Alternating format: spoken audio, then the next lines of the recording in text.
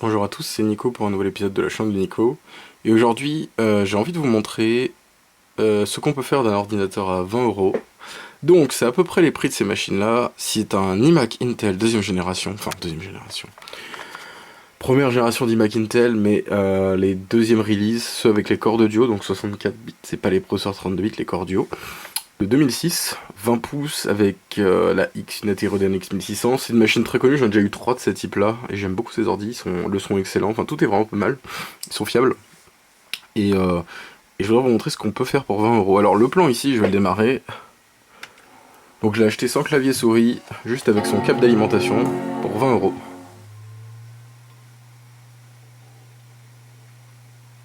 Donc, le but ça va être de vous montrer ce qu'on peut faire. Donc cette machine tourne actuellement sur 10.6.8 qui est Snow Leopard.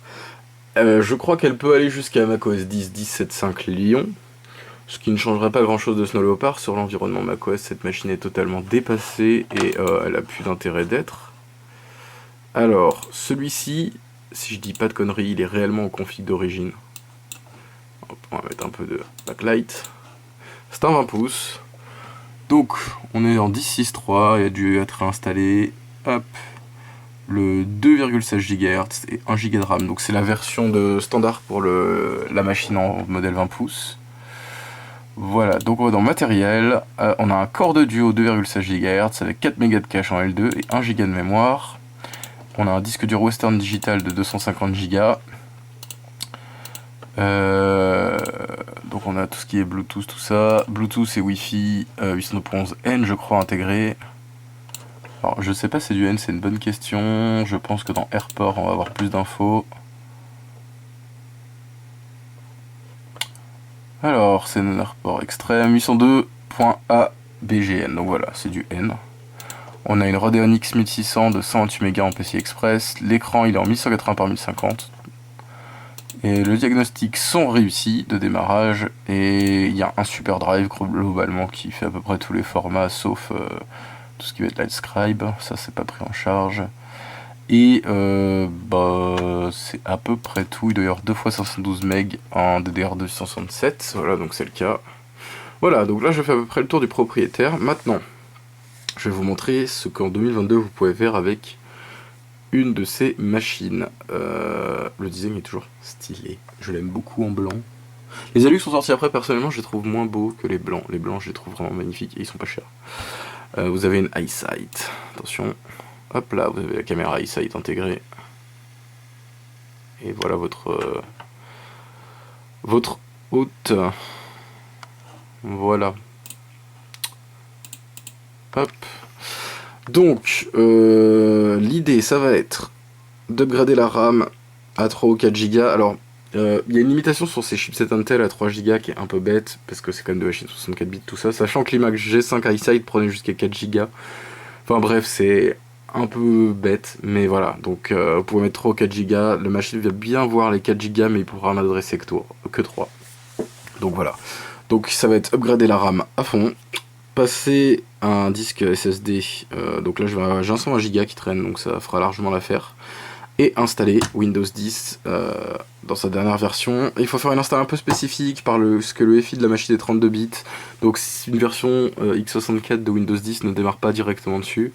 Et après c'est installer tous les drivers. Alors j'ai vu plein de gens qui n'ont pas réussi à installer tous les drivers en 64 bits. Je suis heureux de vous annoncer que c'est la 3ème machine que je fais et que tous les pilotes fonctionnent en 64 bits. L'idéal est de ne pas passer 19.04, après commence à poser des soucis, les autres versions de Windows 10. Voilà, après il faudra vous mettre en tête que c'est une machine qui va vous coûter 20 €, qui sera extrêmement rapide pour ce que c'est. Honnêtement elle marche très très bien cette machine. Et pour 20 € de toute façon vous n'avez pas grand chose sur le marché, surtout dans du tout en un comme ça, hein, parce que c'est un tout en un. Vous avez pas grand chose, voilà. Et en plus un tout en un qui a de la gueule, parce que les tout en un PC ils sont moches globalement. Voilà, bon, écoutez, d'abord, comme toutes les machines, alors celui-ci a les haut-parleurs qui marchent bien, c'est vrai que les membranes des haut-parleurs posent souci sur ces machines, c'est un vrai problème. Les cartes vidéo et cartes mères peuvent poser problème, moi j'ai jamais eu le cas sur les 20 pouces, les 17 pouces oui, les 20 pouces non.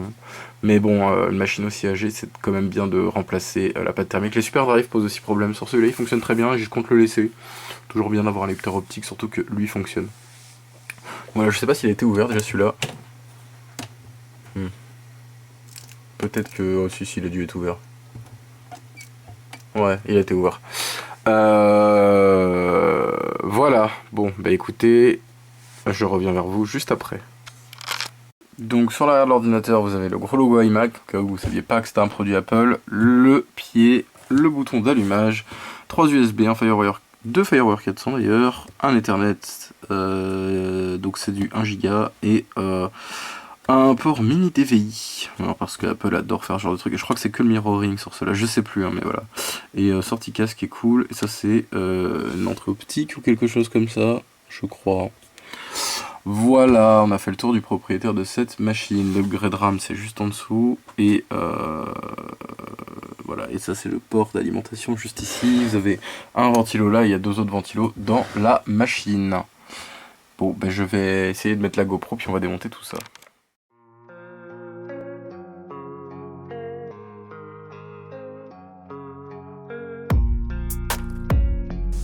Donc pour ouvrir ces iMac, vous avez 3 vis cruciformes sur le dessous du boîtier, et ensuite vous prenez une carte en carton, hein, par exemple une vieille carte de fidélité, et vous appuyez sur le cadre d'écran et vous l'insérez en haut au niveau de la grille de ventilation arrière. Donc de chaque côté, à gauche et à droite, vous avez un clips en métal à enlever. Donc il suffit en fait d'enfoncer la carte vers le haut tout en poussant le cadre de l'écran, et vous tirez ensuite le cadre de l'écran vers vous et il viendra tout seul de chaque côté. Faites très attention parce qu'il y a le câble de la webcam à pas oublier qui est en haut, hein. Voilà, bon, après ça se démonte plutôt bien ces Mac là.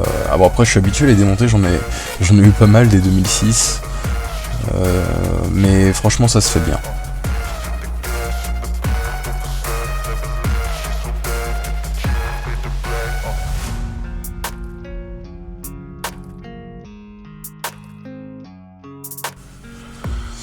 Donc maintenant il suffit d'enlever la dalle, hein. Donc il y a 4 vis à enlever, le connecteur de la dalle se trouve sous le plastique noir. Donc ce petit plastique, hein, bon, si vous le déchirez en soi c'est pas très grave, mais essayez de le décoller doucement, voilà. Donc vous n'oubliez pas le connecteur de la dalle, et donc vous avez le connecteur LVDS de la dalle, et aussi le connecteur d'alimentation du rétroéclairage, donc en haut et en bas. Donc vous avez 4-5 connecteurs à enlever sur la dalle.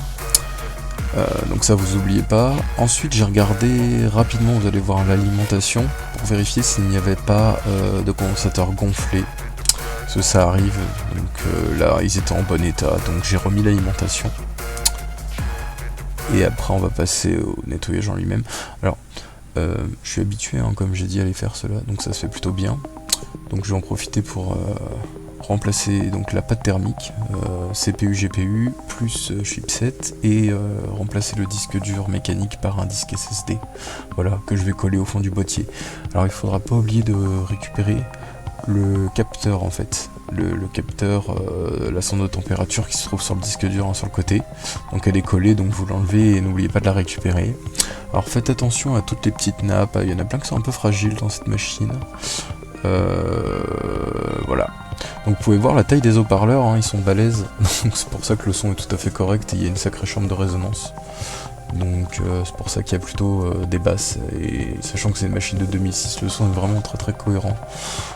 Surtout par rapport à ce qui se fait aujourd'hui, c'est encore très très bon. Voilà. Bon, allez, on va continuer tranquillement.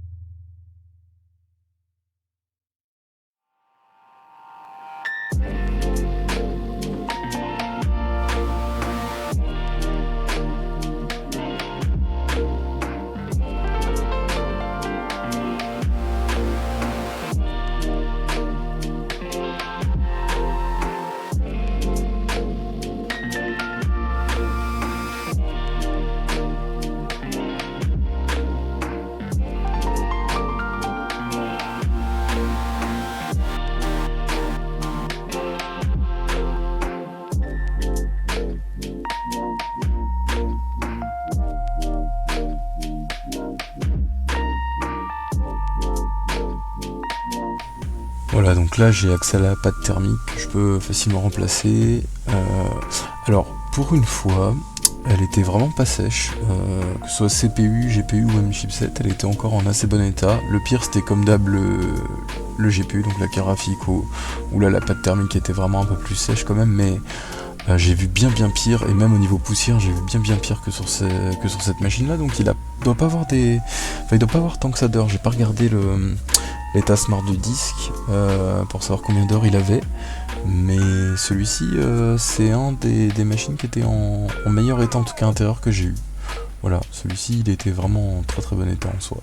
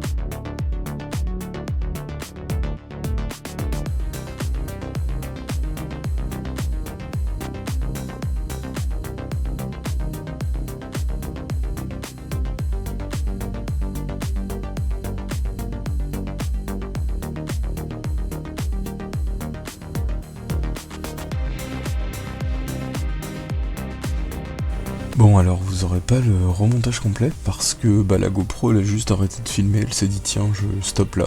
Donc bon, bah, je suis désolé, bah, après j'ai juste terminé le remontage en incluant le SSD et j'ai remplacé la mémoire vive. Voilà. Bon, on se retrouve pour la suite.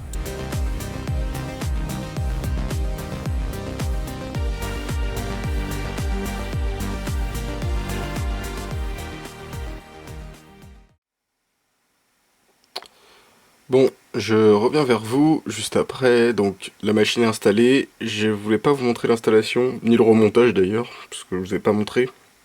Alors concrètement, j'ai remplacé le disque de 250 Go par un SSD de 120, j'ai remplacé la pâte thermique, la pile, les RAM par deux barrettes, c'était deux barrettes de 512 par deux barrettes de 2 Go. Donc c'est de la PC2 5003, donc c'est de la DDR2 SODIMM 5300. Vous pouvez mettre de la 6004, ça va fonctionner aussi d'ailleurs.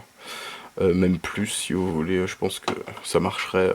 Elle se formerait juste moins vite, mais elle devrait fonctionner sans souci. Donc, j'y ai ensuite installé Windows. Alors, c'est là où ça devient un peu intéressant et moins, enfin, simple. Pas moins simple. C'est pas aussi simple qu'une install de Windows standard, disons. Quoique si, mais il faut être bien préparé à faire cette install. Disons que pour la sélection de driver et le début de l'install, c'est compliqué. Donc, comme je vous l'avais dit, cette machine utilise un UEFI 32 bits et pas un UEFI 64. Conséquences, les conséquences sont assez importantes. Vous pouvez pas booter avec un disque retail de 64 bits. Alors, moi j'ai cette image que je vais vous mettre le lien pour la télécharger dans les commentaires que j'ai faite. Vous trouverez toutes les infos sur internet pour la fabriquer. Concrètement, il suffit de remplacer quelques fichiers pour qu'elle boot en 32 en fait en soi, même si c'est une image 64 concrètement. Donc, vous avez le Windows 10 ici, 21H2 iMac. Donc ça marche aussi sur les Mac Pro de l'époque, qui avaient un UEFI 32 j'imagine, le Mac Mini, tout ça. Ça devrait marcher sans souci. Alors après, je sais pas si beaucoup de gens l'ont fait, j'ai pas trouvé sur les forums que quelqu'un a réussi à faire une install 100% fonctionnelle en 64 bits, surtout sur les drivers graphiques, les gens, bah, ça fonctionne pas. Alors, je vais vous mettre également en commentaire le lien de téléchargement vers mon fichier de driver pour l'iMac 64, voilà, hop là. Donc ici, vous avez tous les drivers nécessaires au fonctionnement de la machine, y compris le bootcamp. Lui, alors, le bootcamp, faudra l'installer, pas par le setup, vous allez dans driver, vous allez dans Apple. Alors, pourquoi il est pas là? Ah si, d'accord, je vais dire, je comprends pas trop. Un petit coup de lag là. Alors, donc vous lancez bootcamp ici, donc vous le lancez depuis le CMD, qui est en mode administrateur, parce qu'il faut le lancer en mode administrateur. Donc voilà, et il n'y a pas de clic droit en mode administrateur vu que c'est un MSI. Mais donc vous le lancez depuis le CMD, vous le lancez en mode administrateur, et donc ça va vous installer le petit utilitaire qui est là, qui vous permet de régler la luminosité, qui est indispensable en fait en soi. Donc vous pouvez régler la luminosité de l'écran, voilà. Mais aussi sélectionner le dossier de boot, c'est-à-dire bootcamp, donc vous n'aurez pas le grand écran blanc au démarrage avant qu'il détecte sur quel système booter, il bootera directement sous Windows comme ça. Voilà, alors, pour les autres pilotes, c'est, sans être compliqué, c'est pas si trivial que ça. Alors, premier truc, quand vous allez installer Windows, vous allez l'activer. Une fois que vous l'avez activé, d'abord, je vais vous montrer ce qu'il faut faire avant que vous installez le driver graphique. Donc vous activez Windows, et avant d'installer le driver graphique, alors vous allez dans les personnalisations, voilà, je vais vous montrer, hop là, personnaliser. Et vous désactivez la transparence, parce que si vous le faites après, c'est un peu plus galère, parce que la transparence, elle est cassée avec cette carte graphique due au support de DirectX 9, qui est pas total sur cette carte, et ça fout problème en fait. Le support DirectX 9 est total, mais en fait pour l'aéro pour l'interface de 10, ça pose souci. Voilà. Donc vous désactivez bien la transparence. Alors, donc comme je vous ai dit, avec cette liste de drivers, c'est tous des drivers 64 bits, vous allez pouvoir faire fonctionner tout votre ordinateur normalement sous Windows 10. Hop, je vais vous remontrer ça. Hop là, voilà. Donc là, on va aller dans le système. Bam. Donc là, je suis bien en 21H2. Voilà, Windows 10, 21H2. Il y a 4 Go, mais attention, vous aurez toujours 3 Go utilisables. Donc si vous mettez 3 Go sur cette machine, ça changera rien. C'est une limitation du chipset. Donc, on est en 64 bits pour le CPU et le système d'exploitation. Et j'ai absolument tout qui marche. J'ai bien la résolution native de l'écran. Si on regarde, je suis en 1180 par 1050. Bon, jusque là, tout est normal. Alors, voilà, donc pour par exemple installer les drivers et pour installer chaque pilote sur cette machine, ce sera la même procédure, il faut forcer l'installation du pilote. Donc, vous allez ici vous parcourir, vous choisissez un driver, vous faites disque fourni, vous allez chercher le dossier qui est ici par exemple, ici pour la mobility, vous faites ouvrir, vous faites OK. Voilà, et là vous pouvez la sélectionner et vous lui dites installer quand même le pilote, parce qu'il va dire non c'est pas le bon driver, si, il faut forcer l'install. Et c'est bien le bon pilote. Un truc, le carte réseau par défaut, la Wi-Fi la trouve, je vous conseille d'installer le 88E8053, qui est dans la liste des... Alors attendez, je vais refaire la même chose. Parce qu'en fait, avec le pilote par défaut, vous aurez un débit, 1 ou 2 mégas en download et à peu près pareil en upload. Enfin, le vrai débit est vraiment limité, en plus avec des coupures réseau. Or, avec le vrai pilote, là, vous aurez plus de soucis particuliers. Donc, je vais vous montrer où il faut le choisir, voilà. Donc, vous faites la même chose ici dans disque fourni, sauf sur le Wi-Fi, et vous installez le contrôle Ethernet 88E 453 PCIe, voilà. Donc là, ça fonctionnera nickel, la Wi-Fi, vous aurez plus de soucis. La iSight, alors la iSight, elle est quelque part périphérique d'acquisition d'image, built-in iSight, donc elle fonctionne pareil en lui précision de driver comme vous faites. Et puis après le reste, ça sera chargé par l'installation de Bootcamp. Si il y a l'audio aussi, si vous voulez, il faut que l'audio, vous installez aussi le driver audio, donc pareil, tout à la main. Sinon vous n'aurez pas les entrées casque qui fonctionnent, l'audio fonctionne pas tout à fait correctement, là tout marche. Là 100% du matériel fonctionne, la built-in iSight fonctionne aussi, déjà installé un dock. Hop, j'ai installé un dock. Je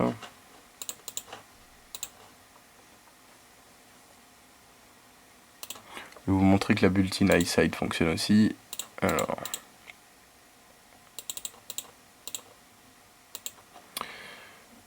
Voilà, la built-in iSight fonctionne. Donc enfin voilà, absolument tout fonctionne sur cette machine. Personnellement j'ai désactivé les mises à jour en utilisant GPEdit là, en faisant une police, les groupes policy là, pour désactiver les mages parce que j'aime pas trop les mages de Windows 10. Elles sont un peu casse-couilles en fait surtout. Donc voilà. En tout cas, tout ce que je peux vous dire c'est que la machine fonctionne tout à fait convenablement, bien mieux que sur un OS 10, hein, rien à voir. Vous êtes à jour, vous avez la dernière version du navigateur, vous avez LibreOffice, bon là j'ai installé, donc c'est pour ma chérie, donc j'ai installé un petit dock parce qu'elle aime bien le dock d'OS 10 en fait, donc j'ai installé un Rocket Dock voilà, avec un petit thème. Donc voilà, mais enfin tout fonctionne, la machine est ultra silencieuse, j'ai pas regardé les temps mais... Je sais que ça sauve pas des masses, surtout que j'ai remplacé la pâte thermique. Alors celui-là il a pas dû beaucoup tourner parce que franchement la pâte thermique a été pas sèche de chez sèche. Donc voilà. Et bah, pas grand chose d'autre à dire. Ça fonctionne comme il se devrait, un petit classique shell, tout ça. Voilà. En tout cas pour 20 €, je trouve que le rapport performance prix que vous avez, et en plus vous avez une machine tout en un, est excellent. On se retrouve dans une prochaine vidéo.